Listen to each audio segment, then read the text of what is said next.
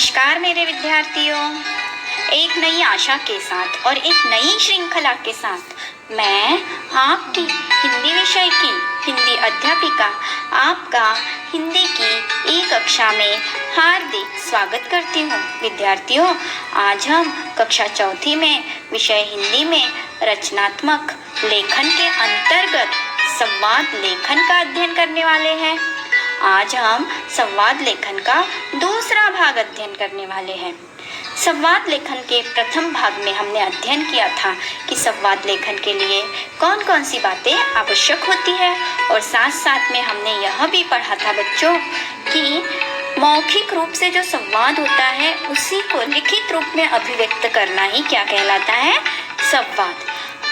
प्रथम भाग में हमने मौखिक संवाद अध्ययन किए थे। आज उसी मौखिक संवाद को हम लिखित रूप में अध्ययन करने वाले हैं।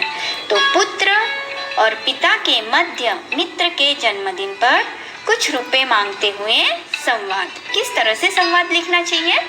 जैसे कि हमने पढ़ा था, संवाद बोलने वाले का नाम पहले होना चाहिए। पुत्र: पिताजी, मुझे 10 रुपए चाहिए।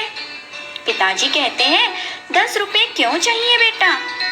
पुत्र कहता है, पिताजी, मेरे मित्र का जन्मदिन है, मैं उसे कहानी की किताब देना चाहता हूँ। पिताजी कहते हैं, किताब ही क्यों देना चाहते हो, कुछ और दो।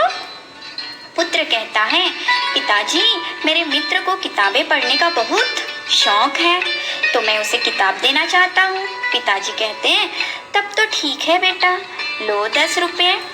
पुत्र कहता है, धन्यवाद पिताजी। विद्यार्थियों, अब जल्दी से कॉपी और पेन निकालिए, ठीक है?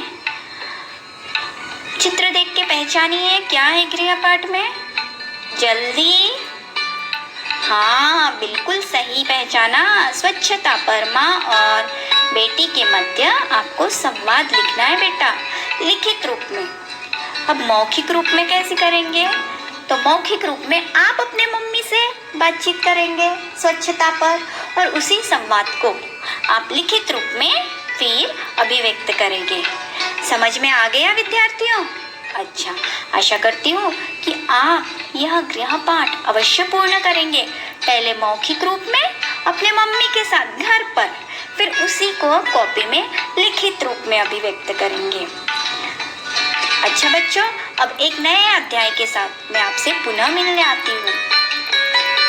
धन्यवाद।